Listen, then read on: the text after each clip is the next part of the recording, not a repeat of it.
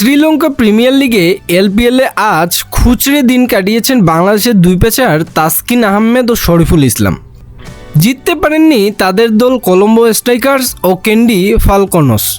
দিনের প্রথম ম্যাচে তাসকিনের কলম্বো স্ট্রাইকার্স 7 উইকেটে হারে জাফনা কিংসের কাছে, আর দ্বিতীয় ম্যাচে গোল মার্ভেলস শরীফুলের দলকে হারায় 8 উইকেটে।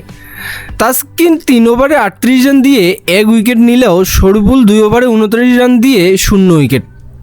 তাসকিনদের ম্যাচে প্রথমে ব্যাট করে 8 উইকেটে 188 রান তোলে কলম্বো। সর্বোচ্চ 58 রান করেন গ্লেন ফিল্পস। তাসকিন 10 বল খেলে 1টি 4 ও 1টি ছক্কায় 15 রানে অপরাজিত থাকেন। রানতারায় নামা জাফনার ওপেনার পাথুম নিশাককে বিনুরা ফার্নান্দোর ক্যাচ বানায় তাসকিন।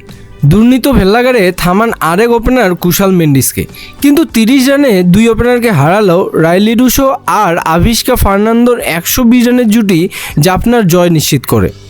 ফার্নান্ডো 35 বলে 58 রান করে আউট হন, তবে রুশো 18 ওভারে দলের জয় নিশ্চিত করে মাঠ ছাড়েন। তার 108 রানের অপরাজিত ইনিংসে ছিল 12টি 4 ও 6টি ছক্কা।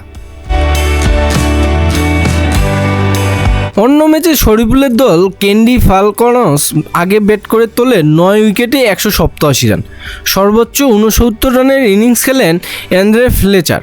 এই রান তাড়া করতে নেমে অ্যালেক্স হেলসের 55 বলে 86 রান ও ভানুকা রাজাপক্ষে 26 বলে 86 রানের অপরাজিত ইনিংসের সুবাদে 4 বল বাকি থাকতে জয় তোলে গোল মার্ভেলস।